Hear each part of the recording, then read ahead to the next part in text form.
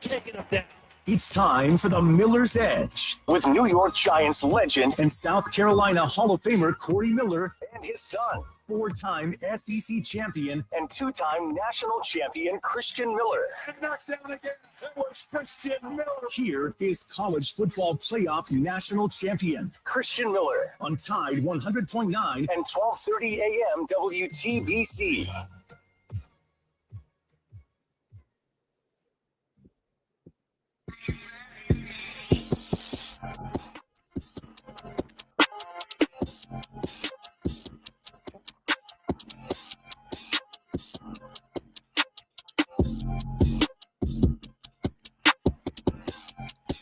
And welcome into this Talking Tuesday edition of the Miller's Edge, Tide 100.9, 1230 WTBC. Hope everybody is doing well. We, again, are one day closer to Alabama kicking off the 2025 football season this weekend, taking on Florida State, traveling down to Tallahassee, and looking to be a very interesting matchup. We talked a little bit about it yesterday, a good bit about it yesterday. Talked a lot with you guys, though, for sure. But, again, we're trying to adopt the football player model, right? Where we're really breaking it down, progressing through the week as you would if you were on the team. So yesterday was our preview day. We previewed the Florida State Seminoles. We talked about their personnel, the coaches, the schemes that we're expecting. Again, two new coordinators. So you got to really go out there and search. Got to go back and look at other teams. Again, Gus Malzahn joining the Seminoles after being the head coach at UCF. And also Tony White, defensive coordinator, coming over from Nebraska, where he worked alongside my former head coach, Matt Rule, with the Carolina Panthers. So we previewed the Seminoles a good bit yesterday. We'll continue talking about this matchup, breaking it down. Some matchups we're looking at in the game, in general, all that good stuff. You guys know how we like to do. Plus, we even were able to pull up some tape yesterday to kind of give a good little idea on what you can see out of this Florida State team when they take the field against Crimson Tide this Saturday. So plan is to continue to do all that. But as you guys are probably aware of, we didn't get to play those coordinator interviews and Coach DeBoer interviews from yesterday. So we definitely got to go back. We got to run it back, and we got to listen to those, hear what the coaches had to say, because you know how we like to do. We like to listen, we like to react, and we like to respond. So we're going to definitely do that. We'll probably start with head coach Kalen DeBoer. Then we'll go along with Ryan Grubb, and then we'll finish with the best of them all, in my opinion, the defense, and hear from Kane Womack as he previews the matchup against Gus Malzahn, somebody that he has some familiarity with, and we'll roll from there. It is a Talking Tuesday, though, so don't let the interviews fool you. 205-342-9904. We definitely want to hear from you guys, talk with you about this matchup again. I know everybody's excited. It's game week, but we got to continue to talk about it, man. Everybody's got a lot of questions going into this game. It's week one, right? Even with us, not really knowing what to expect, so to speak, but we all can expect a good game. Might be a little bit nasty, like we talked with Pat. Looking at the weather, it's expected to be a wet one, so definitely could have some impacts on this game. But nonetheless, man, football is back. That being said, got to remind you about our friends over at the Good Feet Store who helped put this whole thing together. They are presenting sponsors. The Good Feet Store, again, home for those premium arch sports that are designed to eliminate and alleviate all types of pain, whether it's foot pain, knee pain, back pain, you name it.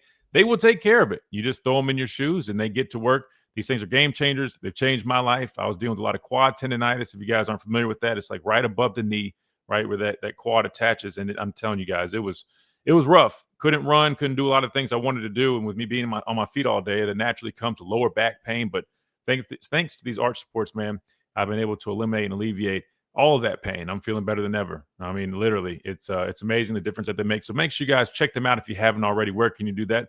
We'll stop on over by the store here in Tuscaloosa, Midtown Village, right there off McFarland Boulevard. They'll be happy to help you. Walk-ins are welcome, or you can always schedule an appointment if you would like on their website, goodfeet.com, where you can also find the nearest location to you. They are nationwide. Again, that is the Good Feet Store. Improving the quality of people's lives 2 feet at a time. It's like we try to improve the quality of your life 2 hours at a time right here on the Miller's Edge, talking ball. And a number of other things. Sometimes, Chase, we do take some detours and talk a couple other things here on the show every now and then. Try to get into a little NFL, and people wanted to really right back into Alabama. But don't worry, we got plenty of Alabama to talk about throughout the week as we lead up into Florida State. That being said, got some other things planned for you throughout the week. We will plan on getting some guests here on the show, so be on the lookout for that. Looking forward to hearing some other perspectives on this matchup, plus just this college football season in general. Again, some really big matchups, Chase, and we'll probably talk a little bit about some of those other ones throughout the week as well. I mean, week one really is a heavy hitter if you look at some of the matchups really across the board. So definitely going to be an action-packed Saturday for sure. That being said, Chase, let me ask you. I never ask you how you're doing, man. Let me go to you real quick. And I know people always hear me say Chase, and they might not necessarily, put a name with a face. Maybe we'll get you on stream one day. But Chase, how are you this morning, man? Well, I appreciate you asking, Christian. I'm doing pretty well. Just college football is in effect, so just running around the station a little bit more. Got school going on and everything, but blessed to be doing your show, man. And I'm ready to rock and roll. Thank you again for asking. Oh, of course, bro. Of course. Again, you guys listening here on YouTube, Chase is our producer behind the glass. He's the one running everything. So big shout out to Chase. He makes it all happen. So we definitely appreciate all his efforts and contributions. Who we have in here so far? We got Q06. We got Kenji, Dwight, Mike, Justin, Crystal, Ryan. What's up, everybody? Appreciate everybody joining in. Again, we are live on YouTube. You can always join the stream. For our radio listeners, again, we are a live radio show. I know it gets confusing because we're doing both. But for our radio listeners, if you want to watch the stream, watch me do the show and see everything that we're showing and playing, check us out on YouTube at The Miller's Edge. You also can follow us on all social media platforms to stay up to date with everything. And for our YouTube and Facebook stream listeners, we're a radio show. So if for whatever reason you can't catch us on here, you want to go back, you can always go back on YouTube. But make sure you guys check out Tide 100.9. That is our station. Again, flagship station for Alabama sports. You can download the app. It's completely free. You can listen to other shows. You can leave app messages. You can call in directly with that. So make sure you guys get up to date with all that, because I know you guys are big fans of Alabama and just sports in general. We'll make sure you guys are in the loop with everything. That way you stay connected. So you guys know the drill. YouTube at The Miller's Edge, Tide 100.9 app, Facebook at Tide 100.9, all that good stuff, and at The Miller's Edge on all social media platforms. And I think that's probably about it. All right, that being said, let's do this, Chase. We're going to go ahead and hit this first time out because we've got plenty of interviews to get to. But again, I want to get to you guys as well, 205-342-9904, as we continue to talk about Florida State. But I want to get these out the way. That way we can discuss them, right? Again, head coach Kalen DeBoer spoke to the media yesterday, previewed the Seminoles. We heard a little bit from Mike Norvell, just kind of talking about Alabama. So I'll probably leave that one on hold. I don't want to play too many interviews. But I definitely want to get to Ryan Grubb after that. And then, last but not least, knock out the defensive portion with Kane Womack. That way we can go ahead and listen to him, respond to him, and then get you guys on here because I know you guys love to do that as well. We got to hit a timeout. When we come back, we will get rolling with interviews right here on the Miller's Edge. Tide 100.9, 1230 WTBC, presented by the Good Feet Store, America's Art Sport Experts. Quick timeout. We'll be right back.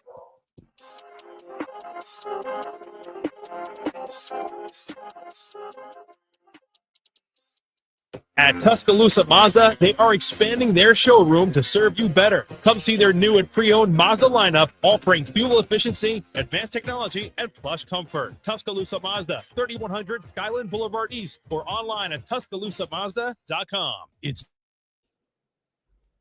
MC, what's going on, man? Yeah, man. Shout out Chase, Mike. That's right, man. Does great. Crystal, what's up? How's everybody doing? Yeah, we're going to dive into these interviews because we went phone lines like the whole way. We gave our previews and our all that good stuff. Our Monday meetings, right? Maybe that'll be the name of it, our Monday meetings. We did Monday meetings yesterday, previewing everything, and then we went phone lines for like a whole hour, which is good. So if you guys want to hop back on, you guys know it. I think the number's down there. But 205-342-9904. Love to hear from you guys.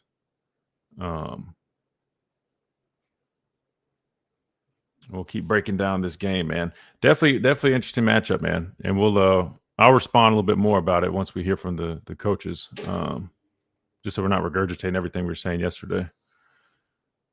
What challenges would Bama's 4-2-5 defense face against the Gus Malzahn offense? Really, I mean, let me focus on his offense because I'll be honest with you, I don't think it really – what we're running isn't going to have a whole effect too much. But to answer your question, with Gus, man, you look at his offense, he's looking to run the football, but he's looking to get to that in a number of different ways. A lot of pre-snap movement, a lot of moving guys around. loves to utilize quarterback's running ability, which obviously, that's always going to be a challenge. Got to play some disciplined football. And the reason I made the comment about the defense, because whether you're playing at 3-4, 4-2-5, whatever, all you're doing is just changing the responsibility of guys, right? So whoever's responsible for, quarterback has to take the quarterback. Whoever's responsible for the dive, play the dive, pitch, all that good stuff, right? It really ends up playing out the same, just different players and different roles, if that makes sense. But to me, I think those are the most glaring challenges, really, is, just being prepared for everything he's going to throw at you, right? Have you and your dad made up since yesterday? Oh, man, are you talking about? Because it was weird. We've been in green on like everything recently. It was very, very weird, man. Very weird. Yeah, no, that was nothing. We just were talking about the impacts of playing in the rain. He was tripping on that, though. I think he almost was just trying to give a different answer because he knew what I was going to say, honestly. But yeah, but in terms of Gus Malzahn, they'll go fast. They'll do things like what we call like sugar huddles. They basically just try to make your life stressful as a defense, right? But yeah, they're going to test your discipline. They're going to work the perimeter, jet sweeps, read zone, RPO. You're going to see all that stuff, man. Tricks and gimmicks. You'll see like a reverse. They'll pull out a reverse, stuff like that. I mean,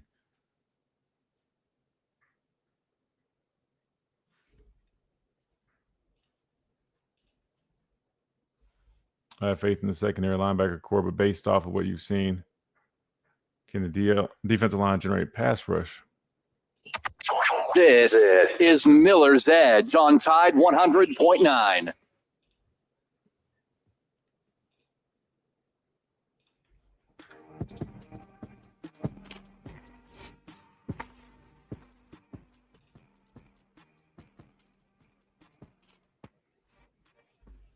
And welcome back into this Talking Tuesday edition of the Miller's Edge, Tide 100.9, 1230. WTBC, hope you guys are doing well. I was going to say it's a pretty nice day outside, Chase. I was outside this morning. Definitely nice in terms of it's cooled down, right? Don't know how long that's going to last because we know in Alabama, I mean, this heat's going to stick around. But I guess it's pretty nice, a little bit of overcast. But anyway, diving into this Talking Tuesday, Chase. So just to recap real quick about what we went over yesterday, we pulled up the depth chart of Florida State. We looked a little bit about, some of the guys. We previewed them, kind of went over some people to look out for. Again, Tommy Castellano, starting quarterback. We already know that, what he brings to the table, his running ability.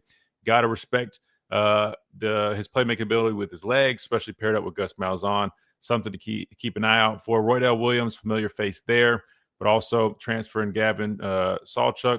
Probably going to be a running back room that's going to see a number of guys being rotated in there. Definitely believe they're going to be looking to run the football. It's Gus Malzahn, right? Might look fancy, but they want to run the football. So we gotta hold the water, play on the other line of scrimmage and be prepared to play disciplined football. I talked a little bit about that yesterday as well. When you look at this offense and anticipate a lot of read zone, right? RPO game, quarterback design runs, you got to be disciplined, right?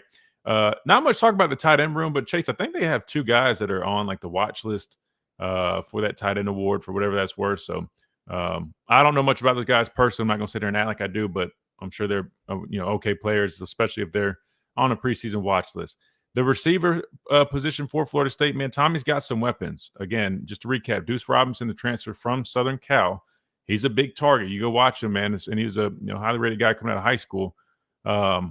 This guy, he's like 6'6", man. So you definitely expect some 50-50 balls his way. They're going to probably try our secondary a little bit, see if they can let Deuce make some plays.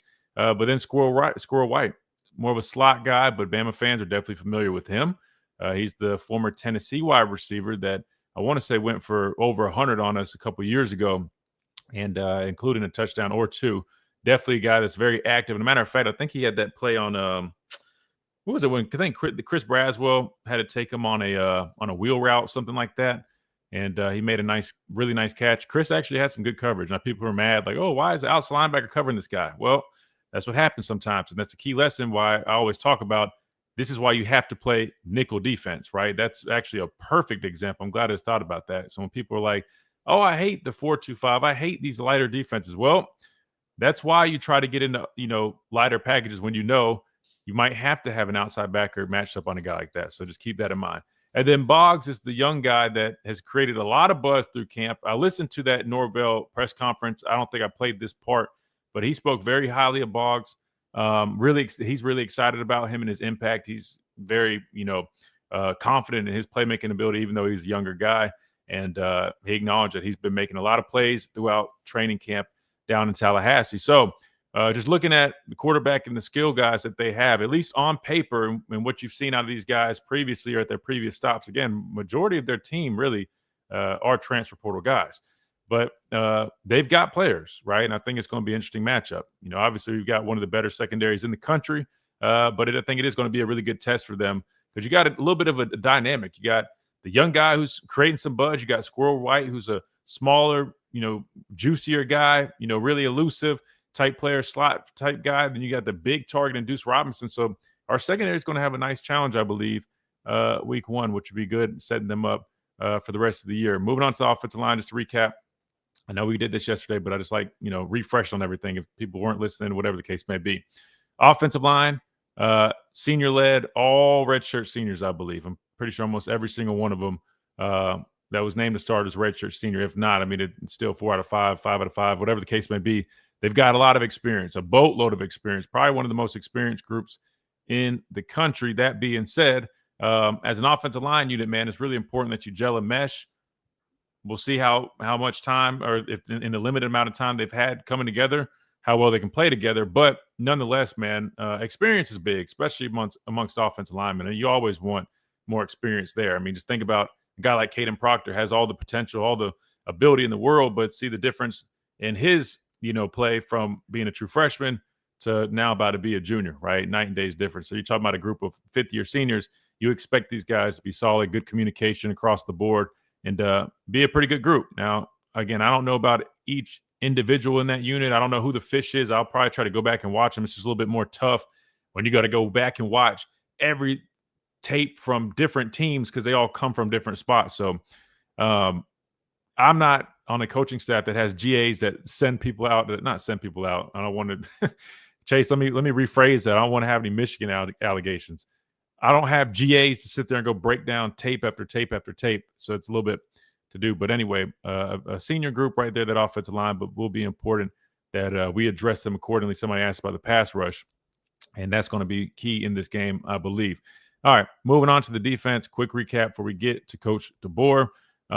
Looking at them, again, another familiar face, Earl Little Jr., transferred from Alabama. If you look at their secondary, they got a few guys in the secondary that definitely are generating a little bit of buzz in the draft side of things. Some good players there. So we'll see how good they are. And really their draft status will be tested when they match up against guys like Ryan Williams, Jeremy Bernard, and Isaiah Horton. So we'll be looking at that matchup, their defensive back room versus our wide receiver room.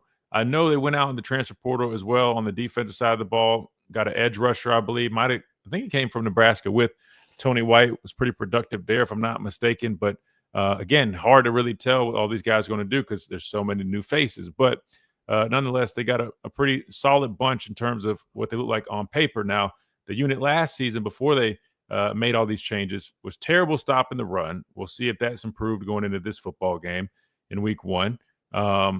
We're okay, defending the pass, but again, so many new faces, new coordinator. It's hard to really tell what you're getting, but again, it's kind of about what you can expect just looking at it surface level without going and diving back and looking at everything. But we'll talk a little bit more about what this defense brings under new coordinator Tony White some more later on in the show. But again, that was a recap for yesterday, our Monday preview, breaking everything down and what to look out for with this team from a personnel standpoint.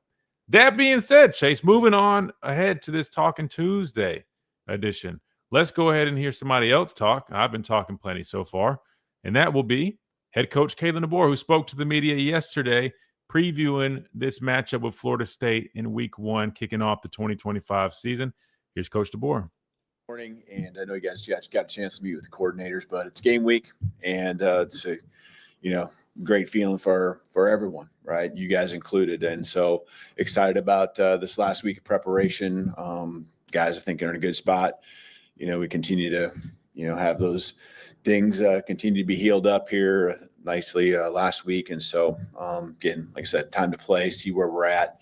And, I think this team we got here going on the road, be a great test with Florida State. We know that from the coaching staff, head coach Coach Norvell and 2 new coordinators, been a lot of film for us to pour through. We know that they've done a great job over their careers individually and now collectively.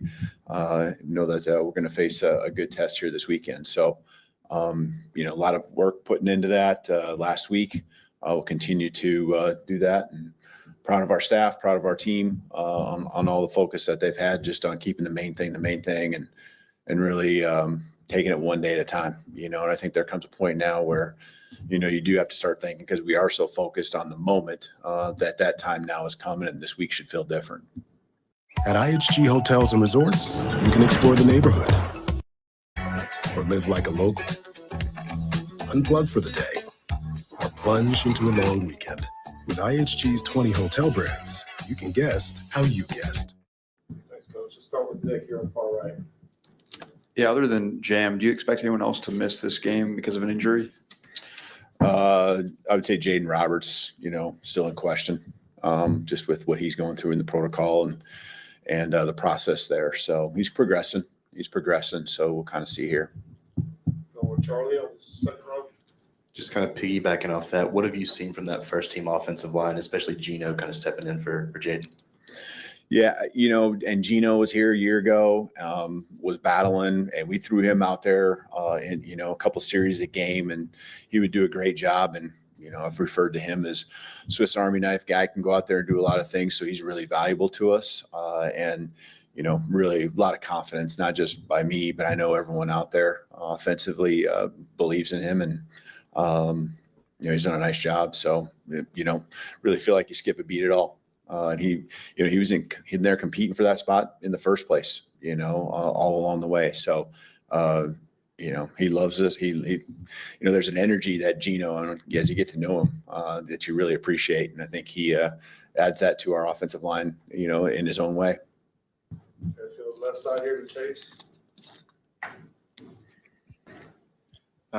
Ryan Grubb being the only assistant coach in the booth for game days this year. I think there were only 2 last year. Can you just speak to your preference for having most of your staff on the field?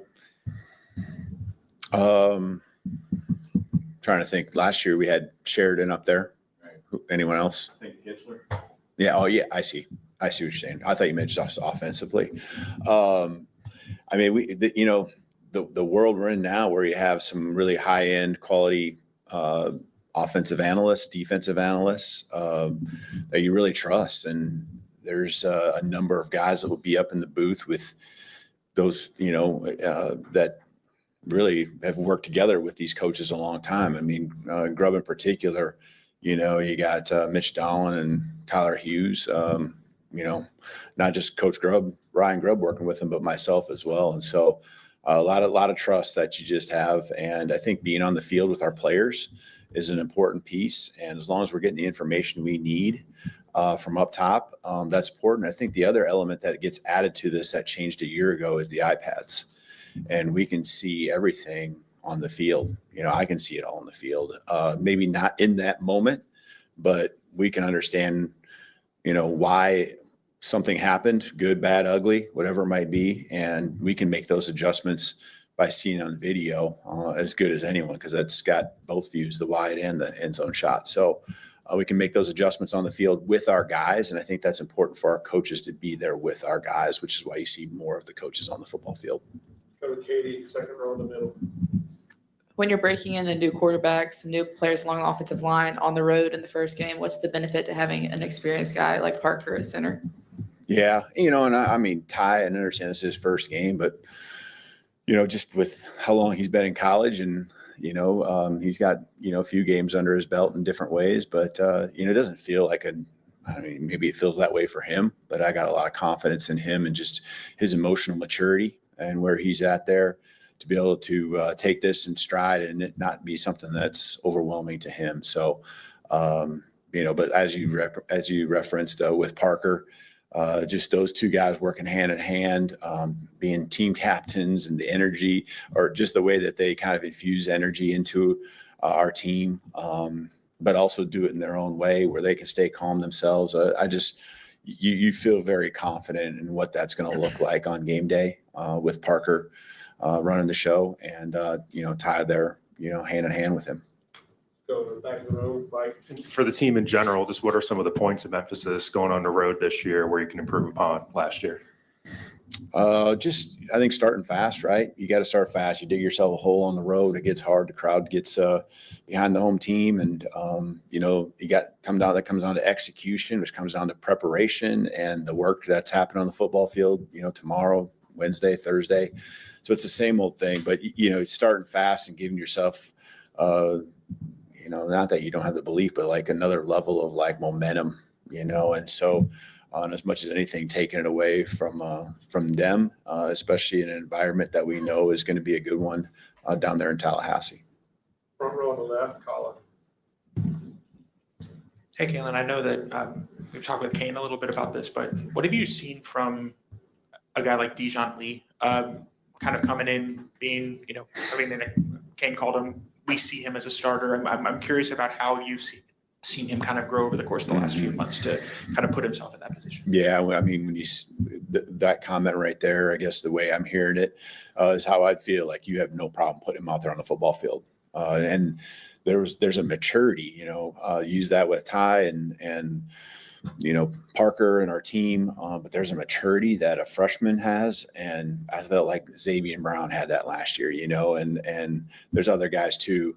But to specifically focus on Dijon, he's had that even just when he doesn't even know what he doesn't know in spring ball. There's something about his presence and just the way he is. And it's not about being as tall or anything. It's just about the confidence to go out there and play. And I know that's all part of it. You got to have the skill set, and he's just done a great job being consistent from the first day he got here, winter workouts to where we're at today. And, you keep throwing more and more on his plate, and he rises to the occasion. So, you feel very comfortable putting him out there on the football field. Front row on the right, Tony. Correct me if I'm wrong here, but the last time you were on a team or coaching a team that was starting on the road was Southern Illinois in 2013. Do you even remember that game? And what do you draw on, I guess, from past experience to get your players ready for, getting a road environment right off the bat? Eastern Illinois. We play Eastern Illinois. Who did we play? Oh, Illinois. Okay, I was the year before we played at Eastern Illinois, maybe. So, yeah, I was trying to think back. What was your just kind of what the question? What are you looking for? Oh yeah, just do you draw back on anything? Yeah, from either playing experience? that was so. Yeah, it's been so long. I think you just go back to any big road games that you play, and this one being the first game of the season. The first one's always big. It's always the biggest because it's the next one, and then. I think just, getting the season off to a good start, that's important. That makes it big. So in all these ways, I think what it does is it gives you an urgency during fall camp, playing these games like this, just kept, I think, the focus of fall camp at a high level, knowing that, you got to be at your best because your opponent is, and we know they got a lot that they want to prove. They're going to, want to open up their season in a big way. So, again, I think the guys have done a great job of just focusing on us, focusing on what we can control, being in the moment. I know those are cliches, but I think these guys have really done a good job. At IHG Hotel. All right, sorry, another quick little commercial, but we can respond real quick and wind up just taking a quick time out after I finish recapping this. Then we'll finish this video. Just a few minutes left, but quick little recap of what he says so far. Jaden Roberts, his availability, not expected to play, dealing with a concussion. And look, the right decision is obviously, man, let him nurse it as long as he needs to get back healthy. You know a lot about concussions nowadays, and obviously you want him out there, but if he's not there yet, man, don't rush it. You got a guy in Vandermark who's able to go in there and play. He's got a lot of snaps under his belt as well. Has done some good things. I know one of the scrimmages, struggled a little bit here and there, but it's part of it, right? But I think he's more than capable of filling that spot. So fully expect Vandermark to be in there in the football game with Jaden Roberts out, right? So we heard that. talked about, going and opening things up on the road. Obviously, it's going to be important. If you look back at how Alabama performed on the road last year, man, that's one of the, I wouldn't necessarily say cause for concern, but it is, I think, something to definitely pay attention to. We did not perform well on the road last year. You're talking about week 1 now, when you're still trying to figure out, I know you have your starters named. I know you go through training camp and you feel good about your football team, but you still just don't know until those live bullets are flying. And that is something to think about. I mean, how does this team show up week 1 on the road in a hostile environment against a team that went 2-10 last year, but we broke down the personnel 2 days now. I mean, they've got players, and it's going to be a tough matchup.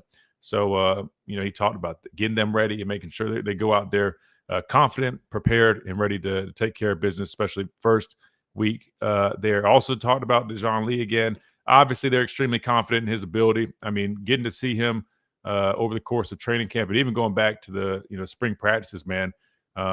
I've been talking about him a lot from the first time I saw him during spring. I mean, I kept mentioning his name because he just kept flashing, kept making plays. Does a great job utilizing his body and his length to play the football while it's in the air. And then not only that, probably the most important and most impressive is the fact that he's got that type of stature, but he moves so much smaller, man. It's a rare combination. You guys have heard me talk about that. I mean, it's almost like for you guys that play video games, when you make a guy on 2K, you're not expected to see a 7-footer on a basketball court play like a guard. It's just rare. And when you do see it, it's just like, wow. I mean, that's not common. He kind of fits that mold, but on the football field, I mean, you're talking about a 6'4" corner that moves way better than that type of player. You know what I mean? Like sometimes you see tall corners, but they play like tall corners. This guy doesn't really, play like a tall corner. That being said, I still don't think I'd put him inside, but you get what I mean, though. He's really fluid, great change of direction, and like Coach DeBoer said, very mature, from a football standpoint. There's certain guys that come in to college just more ready than others, whether that's because they are working with, trainers or whatever the case may be, or they just naturally are ahead. But guys that I played with that remind me of that would be, the Minkah Fitzpatricks, right? The Patrick Surtains, just young guys that are very mature on and off the field, understand the game at a high level. DJ Lee fits that mold, right? Similarly to, Zabian Brown last season. So they've done a really good job hitting on these cornerback recruits. And then you got to tip your hat to Mo Linguist as well, doing a nice job, with his development of these players. But, yeah, I think that was pretty much the main points that hit so far. If I missed something, we'll go back and discuss it. But matter of fact, Chase, since we already kept rolling, let me just let this last piece of this interview play. We'll give our quick thoughts, then we'll hit to the next break. So let's continue with the interview from head coach Kevin DeBoer. Go to Jamie, back row in the middle of the room. Hey, Coach, going into year 2, what changes have you noticed, whether from leadership or locker room culture, have you noticed that gives you the confidence that this team can handle the big moments this season? I think consistency in practice, consistency with how guys handle each other when maybe there's a moment that doesn't go as well. And it doesn't even have to be on the practice field. It can be anything. And then just accountability to each other, if there's something that's just not to the level that they know, it doesn't mean that someone did something wrong. I'm talking about at the level. And making that guys that are new to the program understand what that level should be. There's just a great investment that you see, and that leads to the consistency that I'm talking about. And, there was maybe a practice where there's more on their plate and school starting and things like that, just you could feel it was different, they needed to get out of there because they had to get to class, and that feels different because the guys are always putting in extra work on their own after practice. But in the end, I really feel like these guys, their investment's been extremely high level. And if there was a rep or two in practice that didn't go their way, those individuals that group together, I missed a pass, they're going to put in the extra work and get that pass right after practice. And so, these guys want it. They want it. And the actions have supported, the work that it's supported through the work they've put in to reach their goals. Let's finish up with Kennington on the front right here.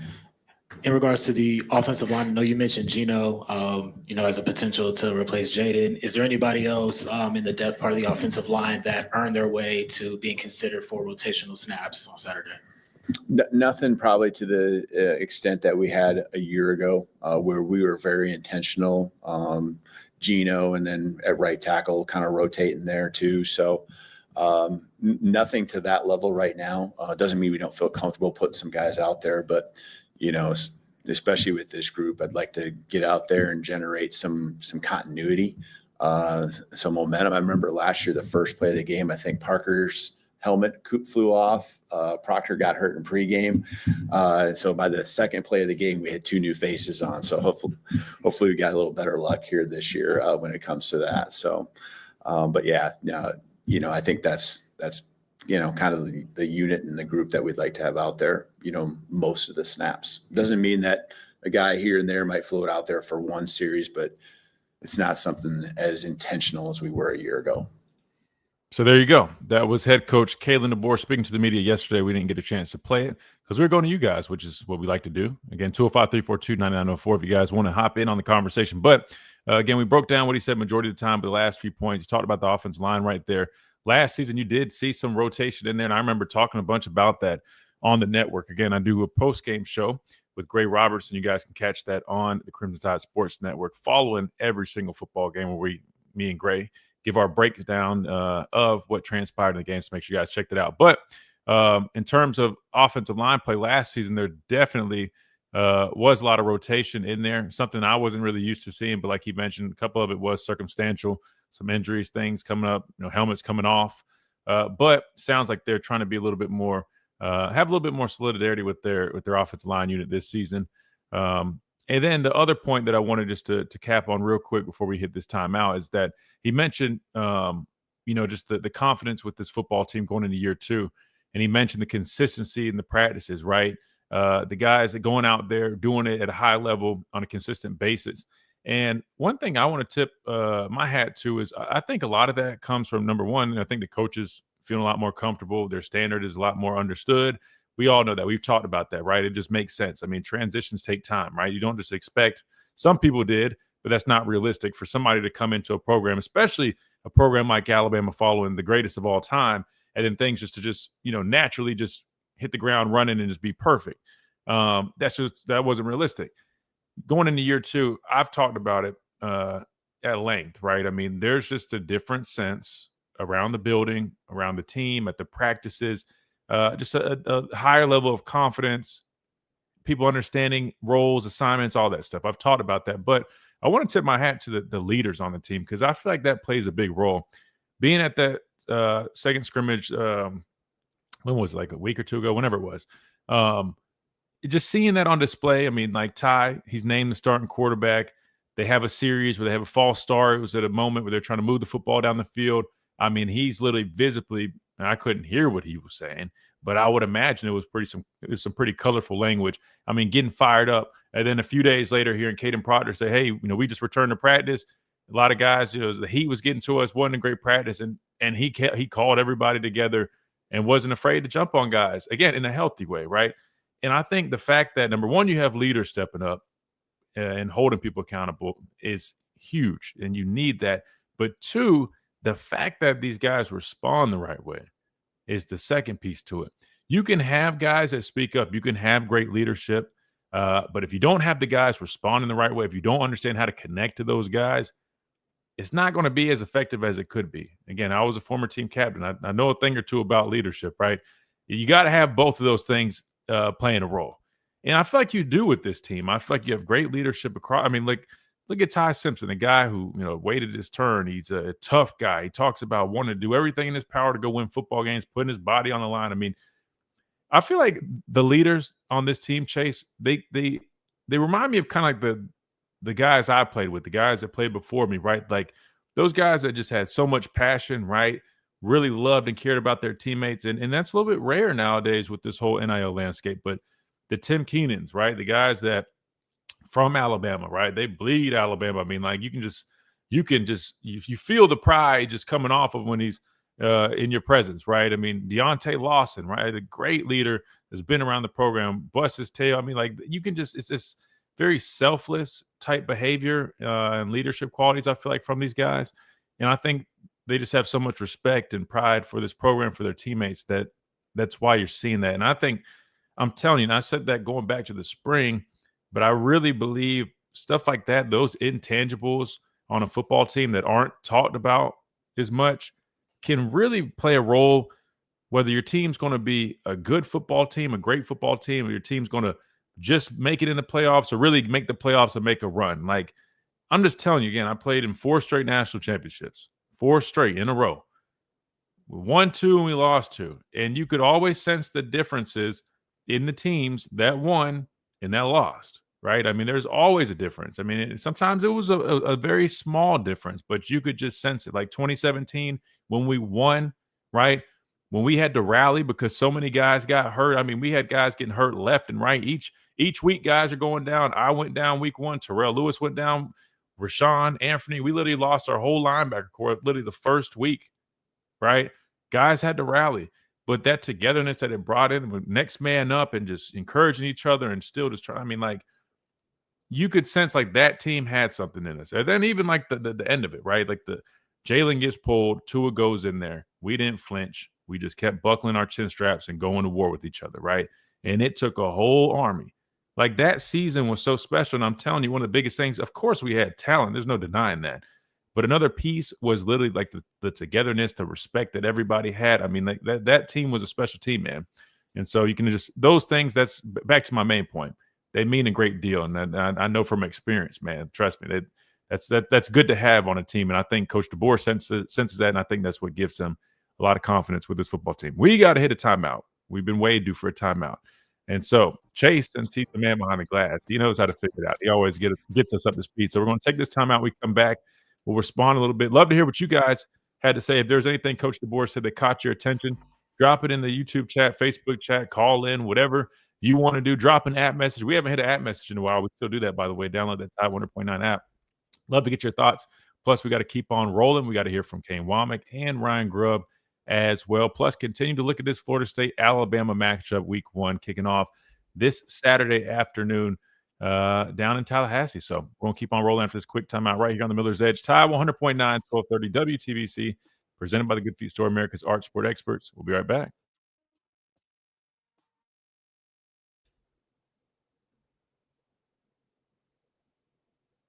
How do you feel about the DC being up in the booth? He's not in the booth, right? I thought they just said it was just Grubb, right? I don't. He wasn't in the booth last year either. That was they had Hitchler up there. But if you mean just in general, how do I feel about a defensive coordinator being up there? Personally, I don't. I want my defensive coordinator on the sidelines. But that's what I was used to. Yeah, I was about Carson's right. I was about to say I think it's just Grubb, and maybe like one more coach if I'm not mistaken might be up there with him. But ironically, it works out well. Because, I mean, you've got Nick Sheridan, who was OC last year. So, I mean, it's almost like you have you have a former OC, the guy from last year, right, on the field. Then you got the new OC up in the booth.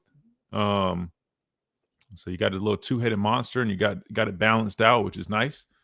But in terms of a defensive coordinator, all my coordinators were always on the sideline. Kirby was always on the sideline. Pruitt was always on the sideline. And then Tosh was on the sideline my senior year when he served as defensive coordinator. Pretty sure Pete always was on the sideline as well. No, you're good, Ryan. No worries. Yeah, no, you're good. You're good. But yeah, I would just say for me, from my experience, I liked that because we could immediately communicate with them. And I know it's probably a little bit more common for offensive coordinators being up there because they like having that view. And that was one thing I forgot to hit. I'm glad you brought that up. We'll talk about it when we come back. But like the iPads, that's huge, man.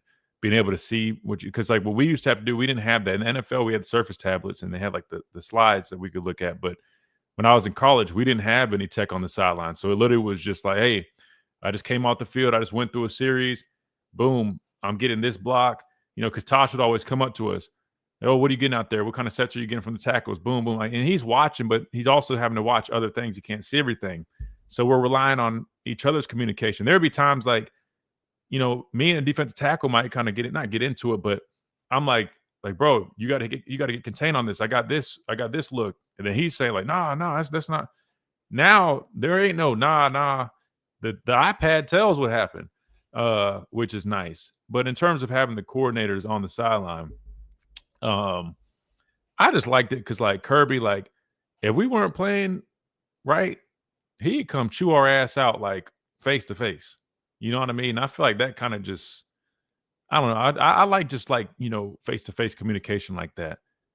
But then again, I never really had it where I had to, phone a coordinator up there. I mean, offensively, it's probably different. I know it's more common, but me as a defensive guy, I liked having our coordinator on the sidelines because, like I said, if anything comes up, man, like I'm addressing his ass like right there. Not like that, like I got a problem, but you get what I'm saying. Like if I'm getting certain looks, if we want to run a game, like we're coordinating that with our position coach, then we're just going to him. It's just direct communication. We're not phoning people,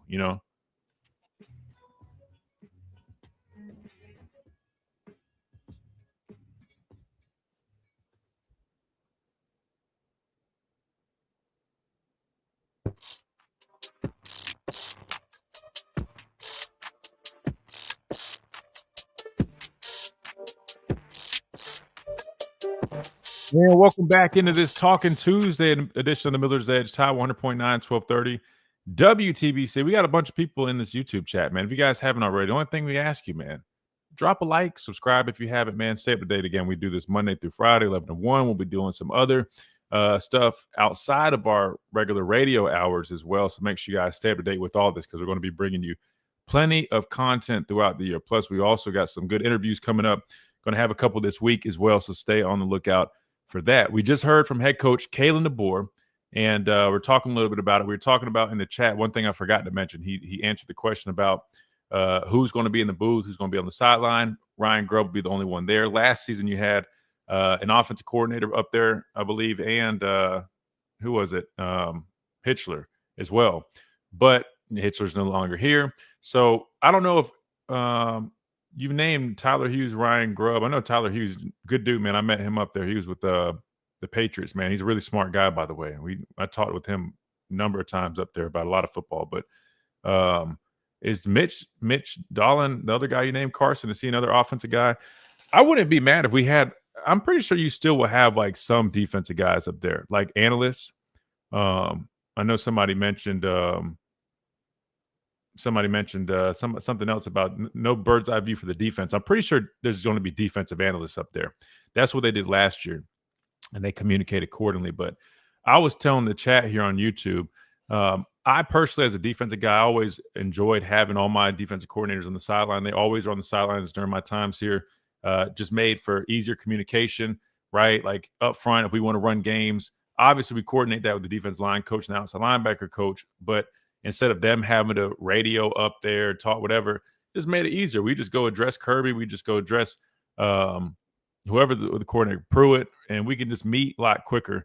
And I don't know. And is it that big of a deal? Probably not. I mean, phoning up there, it's not like that hard. But I liked having my coordinators on the sideline. But I think with this one, with Grubb being up there, you still have Nick Sheridan, who was a coordinator last year.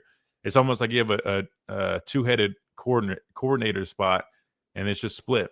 And I think that's actually pretty nice advantage, if you ask me. But yeah, again, I think the biggest difference is really from a player standpoint, easier communication, face-to-face communication, plus with the iPads, like Coach DeBoer mentioned, that's a huge advantage. Now you really can assess and address what just happened and go back out there and make adjustments, which is huge. But also understand it's a big deal to have that bird's eye view because, look, I mean, I served as sideline reporter, like watching the game from the sideline and then watching it from a press box, right? Because I do a post-game show, so I'm up in the press box a lot now. It was different because I wasn't used to watching games from a press box. I've never really watched games from stands. I've always been the athlete on the field. So watching it from the press box, I was like, damn, I didn't realize how much – well, and I guess this is kind of obvious, but you see everything. You know what I mean? Like you see, offensively, defensively, you literally see every single thing. Versus on the sideline, like when I'm sideline reporting, you only see so much. You got to walk around and the far side of the field. I mean, good luck. And good luck making out what happened over there. So it is important to have guys with that aerial view. And I know some guys just prefer that. So it's all really preference. And I guess whatever works for whoever it is, I mean, I guess that's the most important thing. Whatever helps them do their job is the is the most important thing. Let's see what else you guys are responding to about that. Mike says he agrees about Jaden Roberts. Don't mess with the concussions. Let him rest up. Absolutely, man. Obviously, we want the big man out there. I think he's going to be a big piece of this offensive line. But the luxury is when you have a guy like Vandermark, who is that Swiss Army knife, a guy that can do multiple things, right? Play across the offensive line, has experience. He's not like a liability, so to speak. You feel pretty good about him going in there and filling any voids you might have. Let Jaden Roberts rest up, man. I feel like he's probably been out a little bit of time now, I feel like. So it might have been a little bit more of a serious one because I feel like different guys respond different ways, but I definitely feel like he's been out some time now. But definitely praying for a speedy recovery, but no need to rush it, man. Take his time and, expect a long, healthy season because I think we'll definitely need the big guy down the stretch, man, especially with what we want to do offensively this year, man. A lot of excitement there. That being said, Chase, I think that was pretty much it that I saw from the comments. From here says, I can see Sheridan as OC again if Grubb gets a head coaching job. That's it's pretty interesting. I could see that too. I mean, it would make sense. He served as an offensive coordinator here already. Now he's kind of splitting in, I guess, as a co-offensive coordinator, even though, we know Grubb is, the guy, right? But he's still technically co-offensive coordinator, but also having the opportunity to kind of not like study under him, but you get what I'm saying, work alongside him and obviously learn.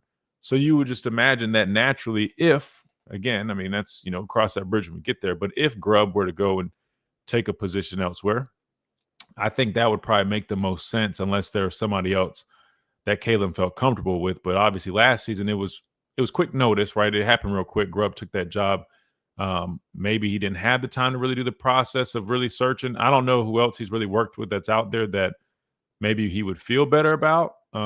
Maybe you guys have a better idea. I'm not too familiar with Kalen DeBoer's coaching tree like I would be with Coach Saban's, but I think that would make sense naturally to elevate Coach Sheridan again, number one, because he's had a year doing it under his belt, and two, working with Ryan Grubb, you'd expect that the second go round will be even better, which again, not saying it was bad, so to speak, definitely was room for improvement, but you're talking about a guy being thrown in a very significant role kind of out of nowhere. I think he did, what he could, and I think he did a pretty good job. Again, not perfect, but wasn't a complete mess either. And given that we've had our fair share of coordinators over the years, and it's definitely been some ebbs and flows, ups and downs. So I think he's all right. All right, we'll hit one more before we hit this top of the hour break. MC says, I don't think Grubb will be at Bama for long. If Bama has success winning 10 games and making it in the playoffs, he won't be at Bama for long. Are you saying like you don't think he'll be here next year, or you're saying you give him one more year after this year? I give him at least one more year after this year. Now, there could be something open up that he could take. I mean, obviously, he was very sought after when he was with Washington. We'll see. I mean, I think if they light it up and this offense ends up being like top 5 offense in the country and, you just look at everything. Yeah, I mean, I could definitely see him being offered some. But for a head coach spot, he probably definitely would get offered a smaller head coach spot. But one of these bigger schools, I don't know if they would come calling just after 1 year personally. Now, if he did it this year, another big year next year, absolutely. I think his name would be it's going to be on the radar, but I think it definitely would, be on the bigger schools' radar after 2 years of being a coordinator here. Maybe after this year, if it's really good, maybe some of the smaller schools, but big school, which I think he'd probably rather wait for, I think probably at least 2 years here. Just my thoughts. All right, we got to hit a timeout. Top the hour break. When we come back, we keep on rolling on this Talking Tuesday edition. Sorry, I'm thinking top of the hour, Talking Tuesday, too many T's. Want to hear from you guys. 205-342-9904 is the number. Hit us up. Let us know what you got to say. We will hear from Ryan Grubb. Talking about Ryan Grubb, we'll hear from him next. Plus, we'll also hear from defensive coordinator Kane Womack as well. All that coming up after this top hour break right here, Tide 100.9, 1230 WTBC. We'll be right back.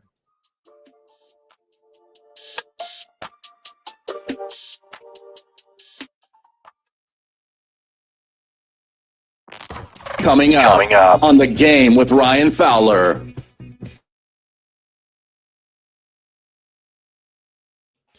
Man, I've been talking a million miles an hour long. Goodness. Somebody who wants to call in, let you guys talk. We're about to hear from Ryan Grubb, but we're open on the phone lines if anybody wants to hop on here. But again, if you guys are just getting in here, man, drop us a like, hit that subscribe button if you guys are enjoying the content. Again, we do it Monday through Friday. We are a radio show, but we stream here live. So funny, numbers drop down a little bit as soon as I mentioned the the likes. But anyway, yeah, man, appreciate you guys hanging out with us. Dang, que lo que Compax. Dang, my buddy Compax is famous now. Everybody recognizes you. Eres reconocido como mi amigo Compax. Por el otro día que estabas aquí. Compax.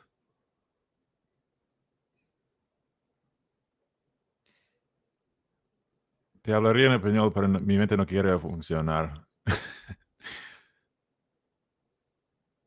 Está todo bien.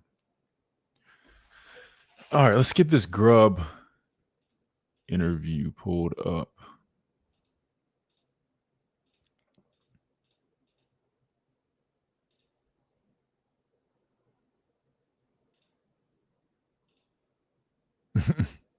Y avísame cuando regreses a Santo Domingo para que puedas ayudarme un poco con ese video.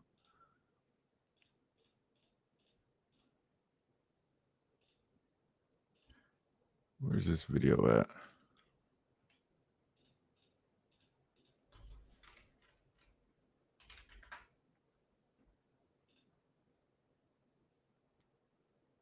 Okay.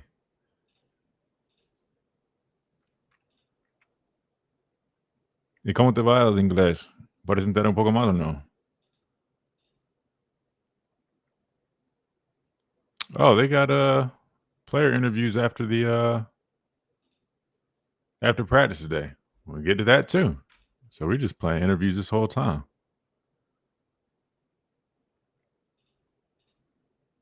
We'll definitely play Ryan Williams on here as well. Oh, and in terms of guests, we should be getting Clint Dix on here this week. And then got a couple more things lined up. So stay tuned for that. That stuff will be good. Looking forward to it.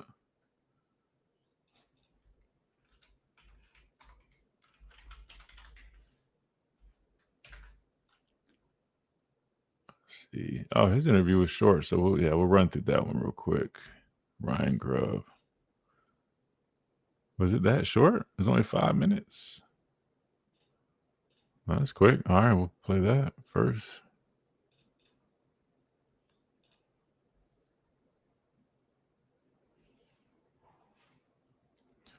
I saw an article that predicted Ty would be a 4,000 plus passer, 30 plus touchdowns, 300 rushing yards. That happens. Bama is natty bound. I'm sure you will take those numbers. Shoot, anybody would take those numbers. Oh man, dude, yeah, sure. If Ty has those types of numbers, man, I'll be honest with you, man. I don't see how you're not making a natty run. But I think people are looking at what they did at Washington. Grubb coming back, the receiver core being what it is this year. I think it's kind of obvious that We're here for the code. Oh, shout out to Andrew Sports Medicine. I just heard that. I don't know if you guys saw that video, man, but it was a really good video that they did with Jalen Hale. Dr. Kane, man, he's the guy. Dr. Kane, man, he's the one that did my bicep surgery. He's always taking good care of me. But they did a video. I think Jalen kind of wrote a letter to him, thanking him and his team for helping him kind of with the rehab process. And man, it was awesome. Probably could play that. It's like a minute long. But shout out to Andrew Sports Medicine, one of our proud partners here on the Miller's Edge. And speaking of that, man, all of our partners, big thanks to them. But if you guys, man, if there's anything you guys need that our partners provide, man, always, man, think of them first and foremost. Because they're the ones that make this whole thing possible, man. Andrew Sports Medicine, Hardin Construction, any of your crane work, they got you covered. Asphalt Restoration Company, Check them out, 205-393-9149. All that type of asphalt, concrete, good stuff, man. They got you covered. The Ice Baths, Code Miller, PolarDiveUSA.com, man. They've been we've been crushing it with the codes, man. It's time for the Miller's Edge with New York Giants legend and South Carolina Hall of Famer Corey Miller and his son, 4-time SEC champion and 2-time national champion Christian Miller. Knocked down again. It was Christian Miller. Here is college football playoff national champion Christian Miller on Tide 100.9 and 12:30 a.m. WTBC.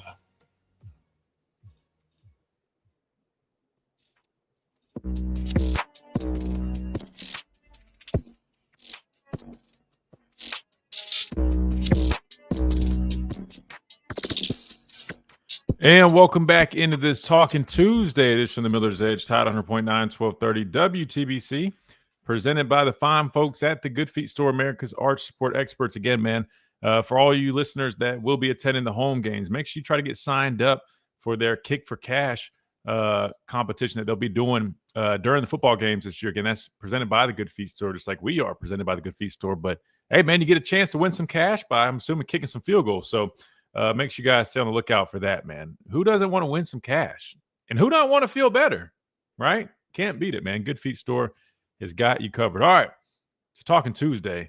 I've been talking a whole hell of a lot this whole time, but we're about to hear somebody else talk. We got Ryan Grubb from yesterday. I want to hear him break down this matchup real quick. It's only 5 minutes, so it'll be quick. We'll run through that. Plus, we got Smitty on the phone lines, and we'll go there and hear from him. But let's go ahead and kick off hour number 2 with offensive coordinator Ryan Grubb at the podium yesterday.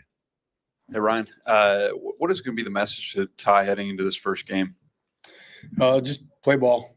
I think that Ty plays his best when he stays calm and collected, just like any quarterback. And I think as long as he stays within himself and doesn't try to make each play bigger than it is, he'll be just fine. Front row left, let's go Chase. We got Mike coming. Go Chase with the collar. In your career experience, how unusual is it to be the only assistant coach in the booth on game day like you're going to be this fall? I mean, I got other guys up there with me. It's pretty much the same setup I've done. I got guys, Mitch Tollins up there. He's been with me for 5 years up in the box, so he's got a good set of eyes. And then Tyler Hughes was with us in Washington, veteran coach as well. So I feel like it's pretty much the same setup. Ryan, I'm curious what kind of the same question with Ty, but your message to the running back room, obviously a guy down. Like, what have you seen in terms of the, approach that Richard Young, Daniel Hill, guys like that have taken ahead of this week? Yeah, I think they've really, embraced the next man up mentality and, exactly what you expect out of a couple of guys that have been here at Alabama for a couple of years. So I don't think there's necessarily anything that's like earth shattering that they're doing, but I think they're excited about the opportunity. Back over front row on the right to Kennington. Yeah, Florida State, new defensive coordinator and Tony White, but also several players from other places that might play a big role in that defense. What's that preparation process like when you have a new coordinator coming in, but also players from various parts of the country that might also be coming in and playing a role there as well? Yeah, cool question. I think that been through this process a couple different times, at different stops, and certainly there's a lot of moving parts there. Coach White's a great coach. He's been a lot of different places, veteran guy, has a lot of presence with his guys, and certainly he's creative in his play calling. So you got to dig. You got to go back to Syracuse. You got to go all the way back and make sure that you're checking everything out and try to realize how they would utilize different people and personnel sets and put people in different spots and understand, the structure and the history of the defense and how it applies to the people they have now. And you put together the best picture you can for the guys, prepare them, and understand that you got to have plays that can win versus multiple fronts and multiple coverages. Go middle, second row, Katie. When your offense is kind of being thrown into the fire for the first game, being a true road environment, just what's the value in having an experienced center like Parker? Oh, it's everything, honestly. I think he brings calm to not only the offensive line unit, but just the guys that are looking to have more playing time potentially than they had in the past, including Ty. And just for the coaching staff, just understand there's a guy that's going to be able to calm the waters is really, really valuable. Go front row, Tony. Do you remember the last time you had a quarterback make his first start on a true road game? And is there anything that you do maybe differently to kind of get him a little bit ready or more prepared for that moment? Let's see. Jorge Reyna in 19 at Fresno State. We went down to SC. He played a good football game. Didn't end up going our way, but I thought for a first-time start, he played well. It was the same message. I've had a couple other guys besides Jorge, but you just got to get the guy playing his game. You don't have to push into different throws that are outside of it. You just want him to get him to play within the structure of the offense and let the plays come to him instead of him trying to have to manufacture everything. Because I think you just tell quarterbacks, like there's going to be plays where off-platform throws, plays that aren't scripted that way, that he's going to have to make a play. So you try to create an environment where there's enough structure for him to make the plays that are available and not make the easy ones look hard. All into that, Jonathan. Yeah, Coach, just sticking with that road environment, how has the team responded to that crowd noise throughout the end of camp and I'm sure the start of practice here as you guys put it in, and how prepared do you think they are to take that on at Tallahassee? Oh, they've done a great job. We put a lot of work into it in the last 2.5 weeks now, just working on the sound part. Obviously, those things always take time, and they've worked really hard. I think just like anything, when we first started, it wasn't perfect, and now we're doing it all our walkthroughs. We're doing every practice, so they'll be ready for it. Yeah, let's finish up with Charlie on the far right. Yeah, Coach, just back to the offensive line. What have you seen from Gino at right guard, and how do you feel just about that first unit going into game one? I'm confident. I think that they're in a good spot. There's a lot of starts with the guys that are out there on the field. Obviously Wilkins, the guy that has the least playing experience, but the guys on the inside next to Parker, Gino and Dew, those guys have been there and done that. So I think that there's a calmness there that helps on the inside. And I think, again, Parker, is the guy that can really bring it all together. He knows the guys that got to be, amped up and the guys that got to be brought back down, and he can keep it level. So there you have it. Quick, short, and to the point from Ryan Grubb speaking to the media yesterday during his press conference. But I like what he said, man. He talked about Ty going out there, man, don't need to do too much. There are going to be times he's going to have to improvise, make some plays, which they fully are confident in his ability to do that. But the biggest thing is you can sense that he's not going to try to go, put him in just a whole bunch of tough positions, right, unnecessarily, right? He's going to try to set him up to make the easy plays, consistent, to provide some structure, get him in a rhythm. And I think that's really important, especially when you got a new quarterback week one on the road. So again, I just Ryan Grubb, to me, man, I mean, I feel, again, I don't want to keep hitting Coach Sheridan with like any strays or anything like that, but I just have a much stronger, I guess, a sense of confidence with Ryan Grubb at the helms, which again, I think is fair, man. I mean, he's just a little more experienced, a little bit more, of a successful offensive coordinator, man. It is what it is. But anyway, obviously we'll see the results of that, if that is the case, for sure, throughout the year this year. But just everything that I've seen from being around him, just hearing him talk, man, it just you definitely feel a little bit more confident with him taking over this year as the offensive coordinator.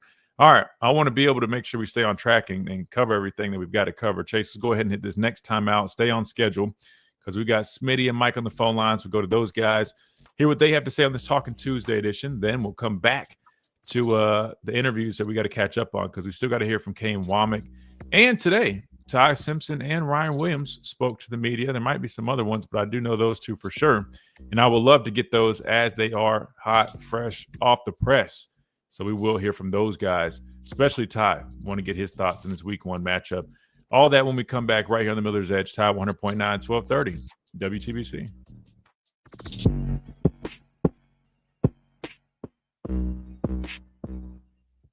It's time to do it local at Piggly Wiggly, Highway 69 South, Tuscaloosa. Join us Friday, August 29th for Red, White, and Dew, an all-out Labor Day celebration. We're giving away $25 gift cards, prizes, and a beach vacation. And it's all powered by Mountain Dew. Get in, get prizes, and get ready to do it local on Friday, August 29th at your 69.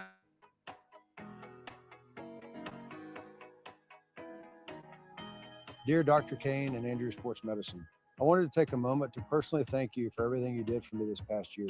Suffering a season-ending knee injury was one of the toughest moments of my life, but your care, expertise, and constant support made all the difference in my recovery. From the moment I met you and your staff, I felt confident I was in the best hands. Your attention to detail, professionalism, and genuine concern for my well-being gave me the strength to stay positive and trust the process. Thanks to you, I'm back out on the field, doing what I love, and feeling stronger than ever. I know I couldn't have made it to this point without the incredible work you and your team put into my surgery. I'm truly grateful that I've achieved victory over injury. Taylor, hey buddy, how you doing, man? Good. Good to see you. Good to see you too. How are everything? Great. How's the body? Feeling good. You ready to do some stuff? Yes, sir. What you gonna do for me? Touchdown. There you go. Score some touchdowns, baby. I'm proud of you. You done a great job. I look forward to seeing you on the field. Yes, sir.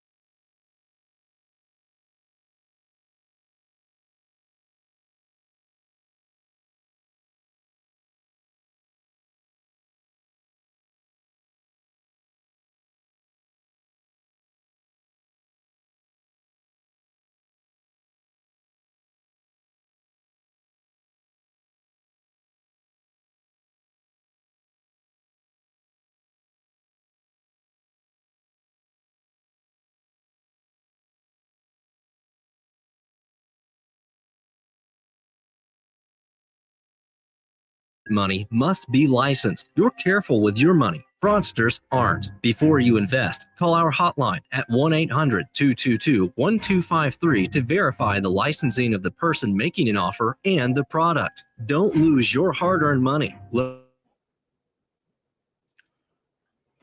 see. Can a player run full speed wearing a knee brace? That's a good question, QD. Yes and no. I would say you could probably get about 95% full speed.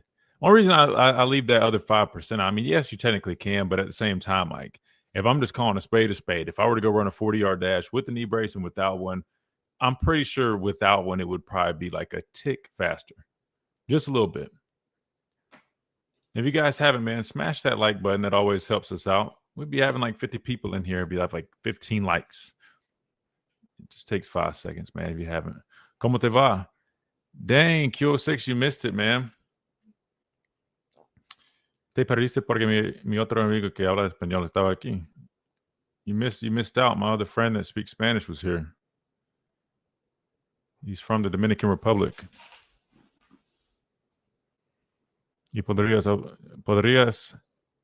haber hablado con él. You could have spoke with him.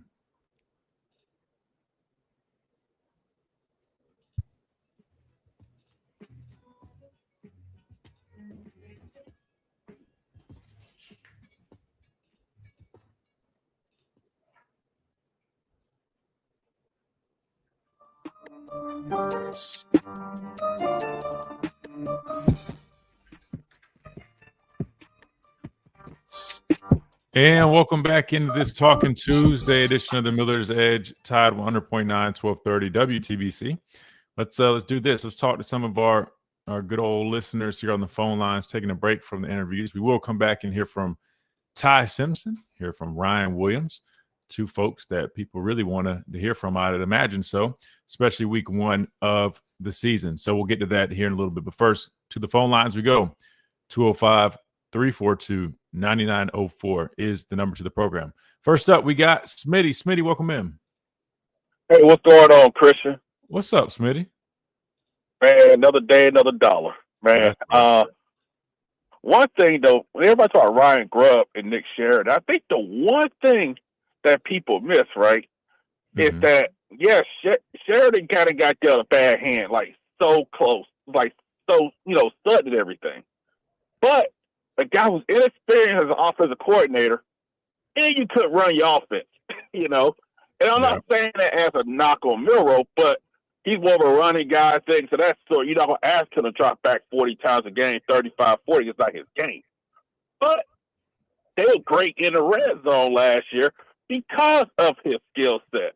So I think this year, with Ryan Grubb more experience, they also get to run their offense as well. And I'm not saying that as a knock, if you get what I'm saying.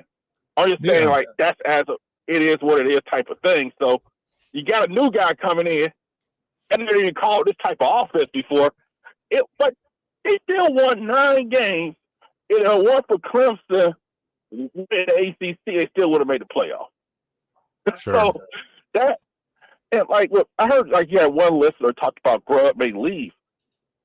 I think Grubb is in that position where he could wait like Kirby did. Sure. Because some of these coaches make the mistake of jumping on the first job. Let's say Stanford opens up next year. Why on earth will he take that job? Or some of these other jobs out there. That's a good point. Yeah, and that's why I said I don't think after 1 year, because in my opinion, like the big schools, like they'll have them on the radar, right? Just like Greg Byrne talked about having a list. But I think they'll probably, they would probably require at least a couple seasons of like some like, all right, man, this guy is putting up some monster numbers at Alabama. Not that, obviously he's already got receipts, but I just feel like he went to the NFL. It went okay. Obviously not good enough to, maintain his job there. Then he comes here. I think 1 year, I think is just too soon. But I mean, who knows? We'll have to see. And I agree with you in terms of Sheridan. That's why I said, like, I'm not one to say it was like the worst job ever. I mean, people I think exaggerate if they make it seem like that. Like, was it perfect? Absolutely not. And there's things he could have done better, sure. But like you mentioned, I mean, it was a difficult task. I mean, and that's why I threw out there. I mean, he didn't come here to be the offensive coordinator. He came here to be a tight ends coach. So I think you also got to remember that, he was a tight ends coach that got bumped up to be an offensive coordinator. And like you mentioned, I mean, working with Jalen, man, he's got a unique skill set. So you do have to get creative. You do have to kind of do things a little bit different than you probably would anticipate doing, which is a challenge. So for somebody who's not necessarily already, ready for that spot, it's definitely going to be tough. And I think with everything that he faced last year, everything that, was thrown at him, I think he did pretty good, right? Again, it could have been better, but it definitely was not the worst. And I think he's only going to get better with his, the more time he spends here under Kalen DeBoer and Ryan Grubb. Yeah, and one thing I meant to say to you guys yesterday, I saw someone on X. He put like a little post about like Alabama offensive lineman. I think it was since Bryce Young took over, and only like 2 may be drafted. Maybe it was grade 2 or 3. And one of those guys was a Vanderbilt tackle, Steen. And it shows that sometimes it ain't coaching. Sometimes it just may be talent sometimes, And because that's just crazy that so many of those Alabama offensive linemen in those past couple of years were undrafted. We knew Steph would be drafted, but he tore his Achilles, so that's different. But because it kind of hits when Hayden Proctor had to start as a true freshman. We all know true freshmen have no business starting at left tackle, and so that just shows how, like, no matter how many stars you have, it's about what you have on that field when you get there. And I think now, I really think because the biggest thing about Ryan Grubb that I like is that he's an offensive line guy. And I think that's the thing that people, it's not just play calling, because Christian, there's a difference between a play caller and a guy who runs an offense. Sure. And I think him being an offensive line guy will actually help the quarterback. And I think that will make him attractive in 3 or 4 years for that job. And I think that's something that should have people confident in everything. Yeah, no, I agree. I think that's a very solid point. And that's one of the reasons I'm excited to see what he can do taking over. Because, like you mentioned, that offensive line background, we talked about offensive line play being key, running the football, right? Offensive line coaches are almost always responsible for being like the run game coordinators. I know people just think like the offensive coordinator does everything, but typically the way it breaks down is you got like a passing game coordinator, running game coordinator, people that, different coaches that are kind of delegated to really, focus in on like certain aspects of game plans. Obviously, the offensive coordinator has the final say on everything, but it's typically, dispersed according. Yeah, you're right. I think his background with that, I think is definitely appealing, especially when you're talking about us here, because they definitely want to throw the football, but people underestimate their ability to run the football. And I'm excited to see what Ryan Grubb can do, because I feel like even this the last few years, I mean, to take even Jalen out of the equation, it's just our running game has just been vanilla, right? I mean, we hadn't really been very creative. I feel like we kind of were just getting to the same old things. And that's going back to Tommy Reese, even Bill O'Brien. So I want to see what Ryan Grubb is looking to implement this season, because I know at Washington they worked different types of runs. They'd had a lot of movement with their offensive linemen. They ran a lot of counter. They looked like pin and pull. It wasn't just your traditional we're just going to do a whole bunch of zone or a whole bunch of duo. They ran the ball in different ways, and I think that helped them be more effective. We'll see if they kind of get to that a little bit more this season. I don't think our offensive line is necessarily equipped to do some of those things a whole bunch, because you look at the size of our offensive line, they're probably not from like a physical standpoint built to be doing a whole bunch of that. But I still just believe that if you're creative, you can find ways to be effective. Yeah, and I'll say this for Rob. Thanks for taking my call. The perfect example you're talking about is the San Francisco 49ers and Shanahan offense. They find creative ways to get, because it's not just passing downs where you get creative play calls. It's also running. Yeah. And I think that's the thing. And I just think, like, even last year, look at the offensive line. Elijah Pritchett is, I looked online, he's third string at Nebraska right now.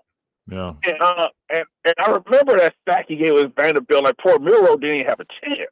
You know? True. And I think that also it's because that's an effort thing, in my opinion. And I think you got guys who are fully locked in. And I think what's going to happen with this run game is that if Kane Proctor's not a pin and pull guy, hey, just go behind him. Dude's like 350, 360. Right. Let him go downhill, because you know, a good run game takes your will. A pass game doesn't. That's what a run game does. But I know you got another caller. Thanks for taking my call, Chris. You guys keep up the great work. Absolutely, man. Thank you so much, Smitty. Good stuff as always, brother. Appreciate it. Yes, sir. Good deal. No, he's right. And speaking of the 49ers, man, they're a big wide zone team, right? And we tried to get to it at Carolina. We tried to really take their offense because they were so effective with it, man. I mean, they love working that wide zone. And basically what that is they're trying to get everybody stretched wide, right? It's really quick, and they're just going sideways almost. And what it does is if you don't capture the edge, that running back is immediately looking for those cutbacks, man. And really the cutbacks is where all the money's made, because everybody's getting so lateral. It creates those seams, and the running backs, man, with good vision, man, like a guy like Christian McCaffrey hits that hole and he's out of there. So wide zone schemes are definitely, they've been pretty popular. They still are. But you got to have guys that can move pretty well, right? A back with some good vision and, good burst, get to that hole. But, yeah, man, that's what the other thing, man. I don't know if people understand, like, there's a lot of depth to, running the football and different schemes, where there's, gap scheme, whether, some people run a lot of duo, right? You got power, counter, there's hats, whams. I mean, there's so many different ways to run the football, pin and pull that we talked about. And then there's different ways to get into it, man. Football, just the layers on top of layers on top of layers. Let's keep on rolling the phone lines. We got Mike up next. Mike, welcome in. Hey, what's happening, Captain? How are you doing today? What's up, Mike? Hey, I saw your picture on X, man. Love the picture of the dog. I didn't know it was National Dog Day, man. We are training her to stay off the furniture. How are we doing? Listen, luckily, my dogs are glad probably they don't have that rule. I tried that so many times, Mike. I gave up, man. It's not even worth it. Yeah, I figure you pick your battles, right? Just like with the kids, anyway. But hey, I know people have been talking about, like, where Grubb might be going, and a couple weeks ago they were talking about, like, what are we going to do if Simpson has a good year? He comes back. Is Keelan going to get mad and leave? Look, just enjoy the moment. Y'all just, football's entertainment. Just enjoy the year coming up. We got Grubb, we got Simpson. Enjoy the year. Get out there and enjoy it. I know that 10% that every fan base has that you've talked about kind of get under everybody's skin or something like that. It just, everybody get out there and enjoy the season. People are talking about us again. It's going to be a great year. So, True. I'm looking forward to it. I'm really looking forward to this year. So anyway, again, that 10%, just they're never going to be happy. They're not going to be happy no matter what the score is. They're not going to be happy when you pull the starters out. They're not going to be, they can tell you how many yards Sean Alexander had, 30 years ago, but they don't know when their kids' birthdays are. I mean, those guys are out there.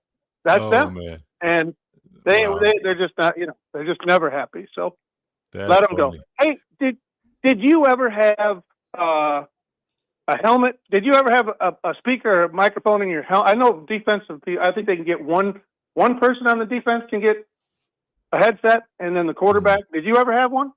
No. So actually, we weren't allowed to use that type of comms when I was in school. That's new to college. I think in the last couple of years, they finally implemented that. Now in the NFL, they've been using helmet communication like that. I did not have one. It was always the middle linebacker, the signal caller, the defense, the mic linebacker.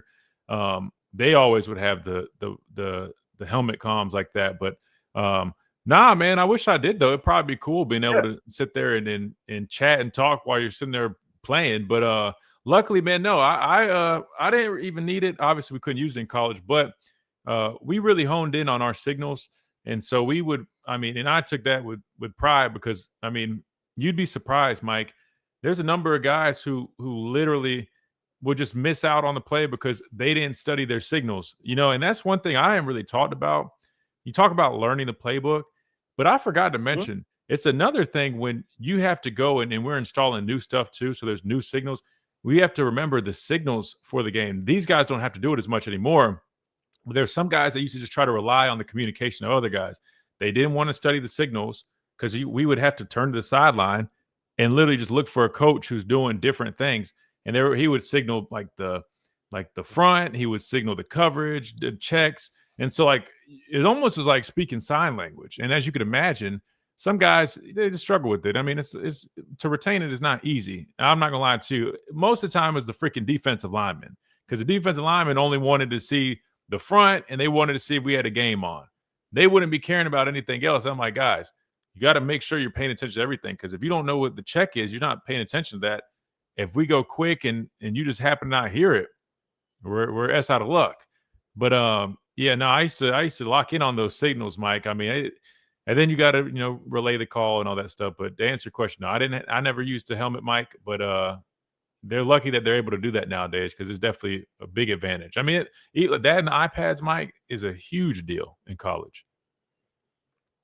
Yeah, definitely. You see them on the sidelines with it, and it looks really great. Yeah, I was just wondering if it's more of a help or a hinder, because lots of times you see like the quarterback out there and he's trying to cover up where he can hear, and then he's looking at the sidelines at the same time.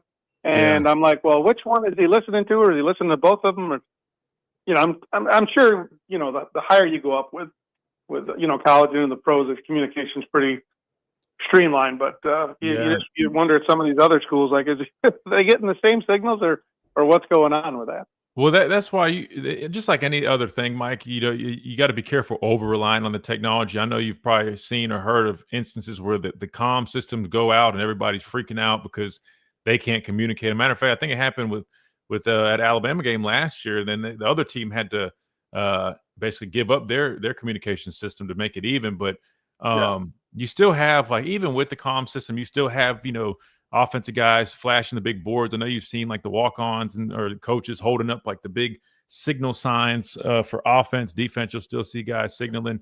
You still want to signal, because if you over rely only on the communications, you're basically relying on that one guy to hear it, and he has to say it to everybody, and they have to relay it to everybody else.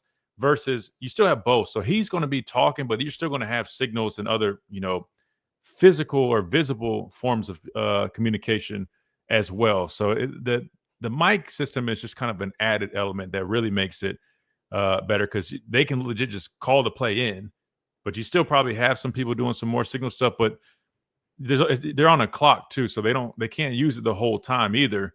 But it also is nice too, like if a coach to say, looks like they're getting this, be prepared for this. That's more of, honestly, the bigger advantage. Like signals, we always could communicate signals with your hands, just like back in the day. People used to use hand signals, I'm sure, before they started really speaking. But that mic system, man, now allows a guy and obviously the offense are smart. They don't try to show everything too early on, but you do at least have that advantage where a coach can say, hey, heads up, alert this, tell the defensive line, watch the draw. You know what I mean? Like stuff like that you can't really signal with your hands out of nowhere. Yeah, that's cool. Yeah, man. Cool deal. But Good yeah, question. looks like it's cooling down there. We're happy for that. We're leaving 2 weeks from Thursday, so Let's go, looking man. forward to that coming quick. Absolutely, Coming man. quick. So Looking forward to catching up with you, man. We're definitely excited about that. absolutely, yeah, absolutely cool. All right, man. Hey, been good chatting with you today. Everybody have a blessed day. Yes, sir. Always the same with you, Mike. Appreciate you, brother. Good deal, man. All right, we got to hit a timeout. We come back. We keep on rolling on this Talking Tuesday edition of the Miller's Edge, Tide 100.9, 1230, WTBC.